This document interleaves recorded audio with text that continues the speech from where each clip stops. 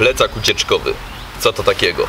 Najprościej mówiąc, jest to plecak, który pakujemy na wypadek nagłej ewakuacji z miejsca zamieszkania. Jest sporo potencjalnych sytuacji wymagających ewakuacji z miejsca zamieszkania i właśnie na taki wypadek powinniśmy mieć zawsze w domu spakowany tak zwany plecak ucieczkowy. Przyjęło się, że taki plecak powinien nam zapewnić przetrwanie poza domem przez 72 godziny. Dlaczego 72 godziny? Eksperci survivalowi amerykańscy doszli do wniosku, że 72 godziny to taki czas, kiedy albo zdąży dotrzeć do nas pomoc, albo uda nam się po prostu wydostać z tego rejonu zagrożonego i odnaleźć pomoc. 72 godziny, no w warunkach amerykańskich, gdzieś naprawdę na takich totalnych zadupiach, powiedzmy to sobie szczerze, no ma to sens. Rzeczywiście, tam też w Ameryce no, te kataklizmy są dużo poważniejsze. Występują trzęsienia ziemi na dużym obszarze. Występują dużo silniejsze sztormy na morzu, dużo jest większe zagrożenie taką naprawdę katastrofalną powodzią. Są też wiatry dużo silniejsze niż u nas, no tornada. Dodatkowo do tego dochodzi jeszcze zagrożenie no nie tylko wichurami, ale też tymi pożarami, które trawią naprawdę gigantyczne połacie terenu. W Polsce te kataklizmy nie są aż tak spektakularne. Zazwyczaj obejmują dużo mniejszy obszar, no i dużo łatwiej jest nam wydostać się z tego zagrożonego obszaru, dużo szybciej się z niego wydostaniemy, dlatego myślę, że wystarczy taki plecak na 48 godzin już w zupełności. Nie musimy bazować na tych 72 godzinach wymyślonych przez amerykańskich specjalistów survivalowych. Dlatego ten plecak na 48 godzin, a właściwie to jest takie między 24 a 48, no w zależności od tego, jak będziemy tym, co tutaj mamy, dysponować. Co to za plecak w ogóle? Jest to plecak marki Helicon, dostępny oczywiście u nas w sklepie Millworld. No czym on się takim charakteryzuje? No jest dostosowany do tego, on powstał w ogóle we współpracy z Survival Tech. Chłopaki z Survival Tech zaprojektowały ten plecak. No i teraz czym on się różni od zwykłego plecaka? No po prostu jest tak zrobiony, żeby zapewnić nam przetrwanie, żeby łatwo tutaj wszystko, co jest nam potrzebne, posegregować. W dodatku on ma jeszcze kilka ciekawych funkcji, o których wspomnę, takich dodatkowych, takich, których zwykłe plecaki nie mają. No czy warto wydać pieniądze na taki plecak? To już zależy od Was, bo tak naprawdę możemy się spakować zwykły plecak, nawet szkolny. Plecak możemy jednym prostym ruchem otworzyć, jak widzicie on się rozkłada w całości, mamy łatwy dostęp do wszystkiego, co tutaj zgromadziliśmy. No i tak, pierwsza rzecz, która rzuca mi się w oczy w konstrukcji tego plecaka, to te pasy, które pozwalają nam skompresować jego zawartość, sprawić, że ona się nie rozłazi na boki, dzięki czemu duże siły nie działają tutaj na zamek. No jeżeli tutaj naprawdę dużo rzeczy byśmy napchali i wszystko to zadziałałoby na zamek, no to istnieje ryzyko, że po czasie ten zamek puści, wszystko się rozleci. Dlatego te pasy, które trzymają wszystko w przysłowiowej kupie. No ale teraz rozpinamy te pasy i co ja tutaj mam? No przede wszystkim, jak już widzimy tutaj, śpiwór. Śpiwór mały, lekki, jak najmniejszy, jak najlżejszy. Tutaj wszystko będzie jak najmniejsze i najlżejsze, dlatego że jest duże ryzyko, że będziemy musieli przemierzać teren, szukać tej cywilizacji, szukać pomocy właściwie, no i musimy być lekko spakowani, musimy być przygotowani na to, że będziemy się przedzierać być może przez zrujnowany teren taki jak ten. Nie możemy się nadmiernie obciążać, ten plecak powinien ważyć grubo poniżej 10 kg. No 10 kg to jest takie absolutne maksimum, więcej nie powinniśmy ładować do tego plecaka, gdyż po prostu będzie nam ciężko przemieszczać się w terenie, a chcemy się przecież z tego terenu wydostać. Dlatego lekki śpiwór to jest podstawa. Możemy zadziałać w ten sposób, że tutaj ładujemy śpiwór zimowy na okres zimowy, następnie nadchodzi wiosna, lato, no i wyciągamy ten śpiwór, umieszczamy tutaj letni. Ten plecak ma być dostosowany do pory roku aktualnej, do aktualnie panujących warunków atmosferycznych. Także no, wypadałoby na wiosnę, czy też na jesień trochę pozmieniać jego zawartość, no ale nie zagłębiając się w to. Jest lekki śpiwór marki Highlander, śpiwór Voyager Ultra Light. On waży coś lekko ponad kilogram, także niewiele. To jest śpiwór. No i teraz, co jeszcze tutaj mamy takiego chroniącego nas, zapewniającego nam nocleg? Śpiwór chroni nas przed zimnem, natomiast oczywiście tarp zapewni nam odporność na warunki atmosferyczne typu wiatr, typu deszcz. nie zawsze będzie konieczny, bo jeżeli przemieszczamy się w terenie zurbanizowanym, takim jak ten właśnie, to jest duże prawdopodobieństwo, że znajdziemy zadaszenie, znajdziemy schronienie, no chociażby w tej jednostce pływającej jest tutaj zadaszenie, moglibyśmy spędzić tutaj noc, także tarp nie będzie potrzebny. Dlatego tarp nie jakiś duży, wymyślny, tylko absolutnie najmniejszy, minimalistyczny tarp do zastosowań awaryjnych, bo jest duże prawdopodobieństwo, że w warunkach miejskich zadaszenie gdzieś znajdziemy. W poradnikach survivalowych zobaczycie, że warto spakować kurtkę przeciwdeszczową. No, nie byłbym tego do końca pewien. Obstaję przy dobrym poncho. Dlaczego poncho, a nie kurtka? O tym powiemy sobie w osobnym odcinku, w odcinku poświęconym właśnie wybieraniu odpowiedniego poncho, czy to w teren, czy to na wypadek właśnie takiej sytuacji survivalowej miejskiej. Poncho no po prostu ma dużo więcej zastosowań niż kurtka przeciwdeszczowa, no i mniej miejsca też zajmuje. Także poncho na warunki wietrzne, na warunki deszczowe.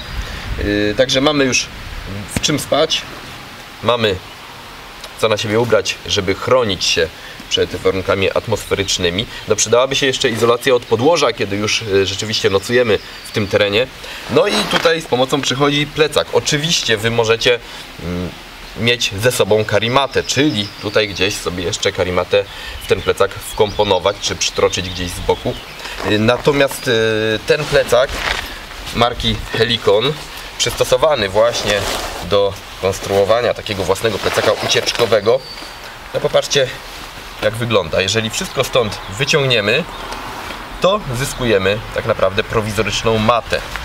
Tutaj izolujemy korpus, tutaj nogi. Nie jest to mata w 100% komfortowa, nie jest to mata izolująca nas na dużym obszarze, ale do zastosowań awaryjnych jak najbardziej. No i tutaj już jest ten plus, że nie musimy dodatkowo maty pakować, nie zwiększamy niepotrzebnie ciężaru naszego ekwipunku, nie zaburzamy tutaj jego kształtu, bo jest fajny, opływowy, nie musimy nic troczyć gdzieś. Także to jest fajna rzecz, że może nam posłużyć ten plecak właśnie jako mata. No i dobrze. Co ja tutaj jeszcze mam? No oczywiście, żeby prawidłowo rozpiąć tarp, o tym musimy pamiętać, musimy mieć linkę ze sobą. Ja zawsze mam ze sobą trochę parakordu, jest to linka bardzo uniwersalna, bardzo ładnie układa się w węzły, łatwo ją później ściągać, rozwiązywać, dlatego że ten oplot jest taki dość śliski, no jest przede wszystkim bardzo wytrzymała. Także linka typu parakord 550. Co powinno się znaleźć w apteczce? Przede wszystkim środki przeciwbólowe, no i jeszcze bardziej przede wszystkim środki zapobiegające rozwolnieniu, środki na biegunkę, środki na popularną sradę. No najwyżej będę musiał co chwilę latać w krzaki. No nie do końca. No też będziesz musiał latać cały czas w krzaki, ale przede wszystkim w ekspresowym tempie zaczniesz się odwadniać, a w terenie bardzo ciężko uzupełniać płyny.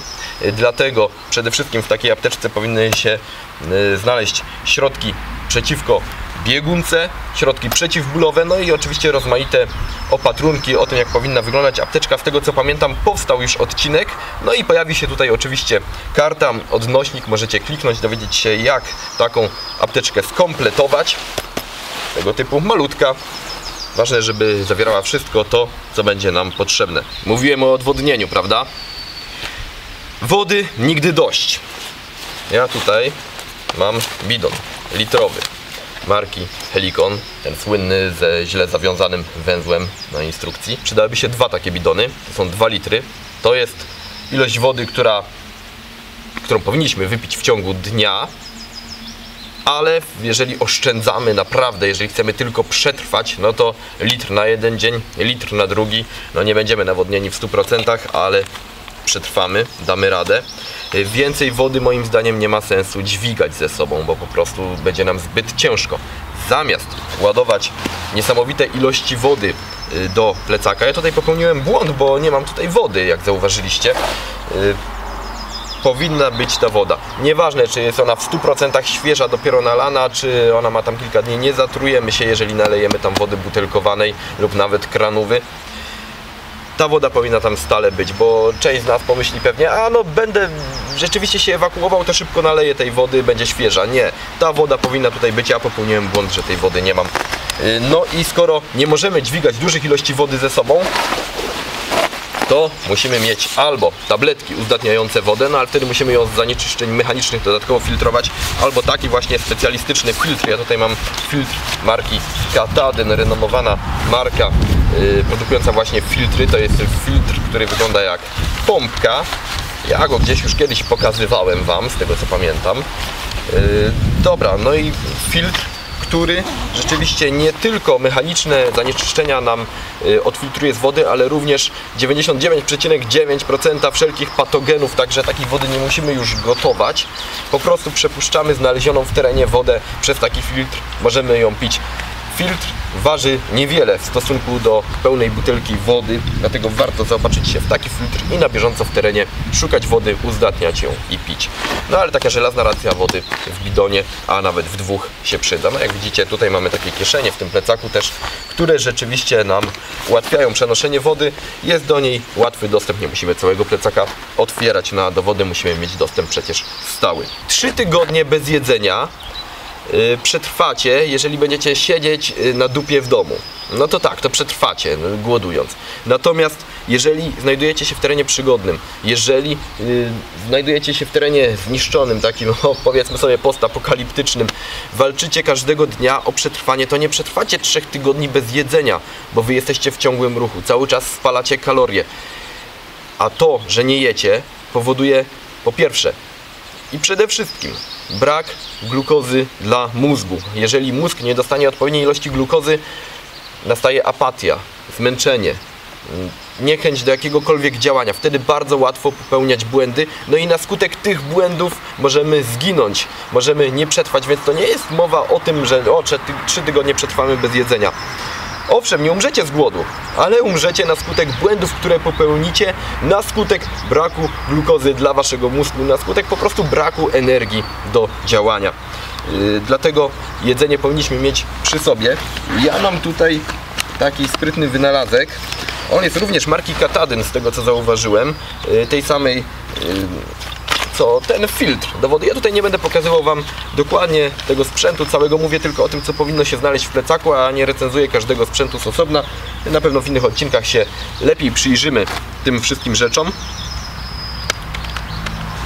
Taka racja żywieniowa, no, żelazna można powiedzieć. 2325 kalorii, czyli taki zestaw na 24 godziny, że się po prostu nażremy, że tak to ujmę. No tyle potrzebujemy w ciągu 24 godzin, nawet nie żeby przetrwać, po prostu tyle potrzebujemy, tyle powinniśmy spożywać w ciągu dnia, dlatego ja to sobie dzielę na pół. Mam zestaw na 48 godzin taki, że nie będę chodził najedzony, ale z łatwością dostarczę tyle energii, ile rzeczywiście potrzebuję na te 2 dni, żeby przetrwać, żeby nie popełniać błędów. Także taki pakuneczek na 48 godzin mi w zupełności wystarczy.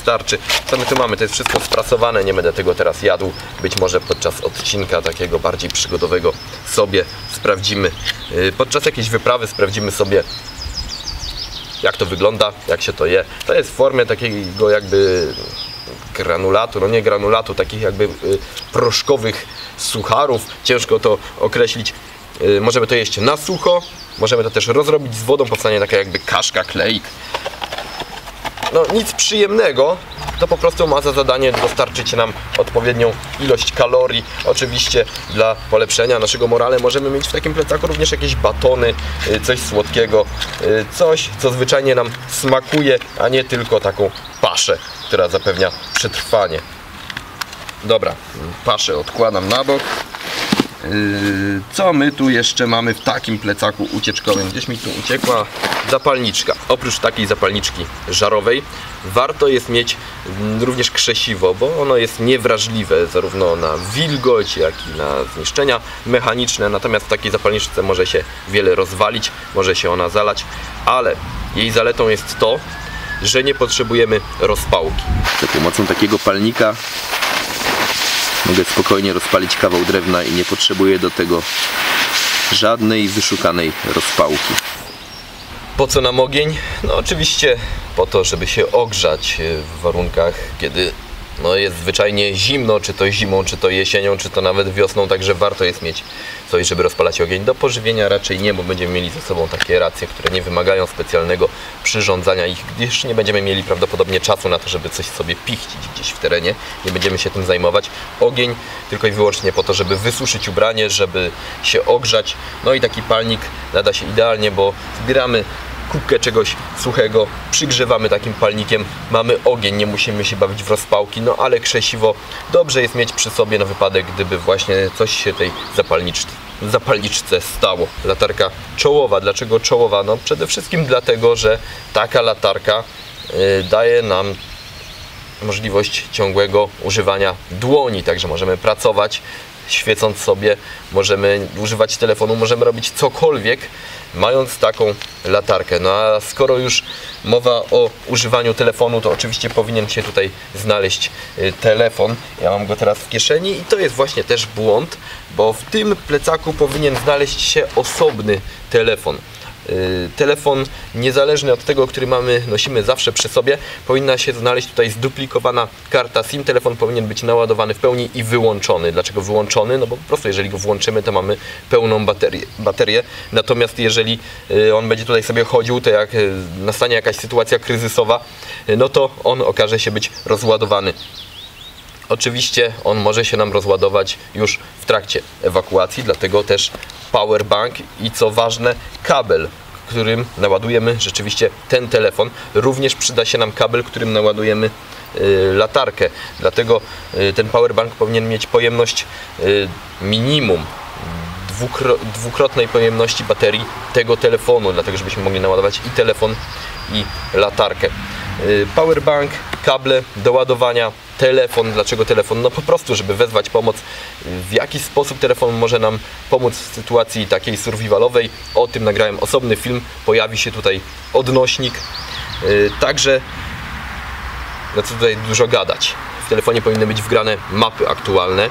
No ale telefon to jest narzędzie awaryjne. Może się nam rozwalić, może się bateria wyczerpać, możemy nie mieć zwyczajnie zasięgu i takie mapy wtedy do niczego nam się nie przydadzą. Oczywiście jeżeli są offline, to się przydadzą, no ale jak mówiłem, bateria może paść. Także, no i też chcielibyśmy tę baterię oszczędzać. No i tutaj mamy mapnik oraz kompas, leciutki, malutki, płytkowy. Zestaw, który zapewni nam nawigację w momencie, kiedy nawali nawigacja w telefonie, kiedy telefon odmówi nam posłuszeństwa, wtedy mapnik z mapami, kompas i to jest tutaj ładnie sobie schowane w takiej płaskiej kieszeni. Victorinox, ktoś z Was powie, czemu nie Leatherman, czemu nie Multitool? No może być Multitool, ja akurat nie mam, dlatego mam Victorinoxa, nie mam Multitoola, więc Wam go nie pokazuję, ale może się on okazać rzeczywiście lepszym rozwiązaniem niż taki scyzoryk. W każdym razie scyzoryk albo Multitool, nie bawimy się w duże jakieś noże Rambo w sytuacji takiej tutaj survivalu miejskiego. Sporo moich kolegów po fachu rzeczywiście zaleca zabranie jeszcze 2 razy albo 3 razy tyle rzeczy, co ja tutaj wymieniłem. Natomiast ja uważam, że taki plecak powinien być maksymalnie minimalistyczny, zapewniający nam swobodę ruchów, swobodę przemieszczania się w terenie. No i taki jest mój plecak ucieczkowy na bazie tego plecaka ucieczkowego marki Helicon. Wszystko, myślę, jest tutaj co powinno się znaleźć. Na koniec powiedzmy sobie jeszcze tutaj o 2 dodatkowych funkcjach tego plecaka. No po pierwsze to jest to, o czym mówiłem lub też nie, że on może nam posłużyć jako mata do spania. Mamy tutaj jeszcze taką skrytkę fajną, kieszeń płaską, w której wyciągamy sobie matę do siedzenia i to jest ważna rzecz, taka mata do siedzenia tak naprawdę, bo często leje deszcz, chcielibyśmy odpocząć, wszystko jest wokół przemoczone, no i naprawdę nie ma na czym usiąść, na czym odpocząć. Wyciągamy wtedy sobie taką matę, kładziemy, siadamy, jesteśmy izolowani, w dodatku jest miękka, następnie możemy ją z powrotem sobie tutaj umieścić w plecaku i co ciekawe, jeżeli plecak wykorzystujemy jako matę do spania, no to po włożeniu tej maty, no po pierwsze możemy ją albo sobie wyciągnąć i użyć jako takiej poduszki, mini poduszki naprawdę, ale jednak izolującej naszą głowę, dającej nam chociaż minimalny komfort, albo ją tutaj umieścić w środku, przez co mata będzie bardziej miękka. Także Ma ten plecak kilka takich udogodnień typowo właśnie ucieczkowych. No przede wszystkim to jest też fajne, że on ma dostęp tutaj do wszystkiego. Po prostu otwieramy go, we wszystkim możemy tutaj sobie grzebać, szukać tego, co jest nam akurat potrzebne. No a jak wiemy, w takim klasycznym plecaku otwieramy go i możemy grzebać, szukać, ale nie widzimy, co gdzie jest. No może to być problematyczne, natomiast w takiej sytuacji survivalu miejskiego musimy mieć dostęp do wszystkiego na wyciągnięcie ręki. Po prostu otwieramy, wyciągamy to, co nas interesuje, zamykamy, idziemy dalej. Tak wygląda mój plecak ucieczkowy. To, co jest tutaj, jest absolutnym minimum moim zdaniem, ale być może Wy macie pomysł na kolejne elementy, które powinny się znaleźć w tym plecaku. Dajcie znać w komentarzach, stwórzmy taką naszą wspólną listę rzeczy, które powinny się znaleźć w plecaku ucieczkowym. Liczę na Waszą kreatywność w komentarzach, a tymczasem na razie trzymajcie się i właśnie propozycja jeszcze, co w kolejnym odcinku. Czy jedziemy z przeglądem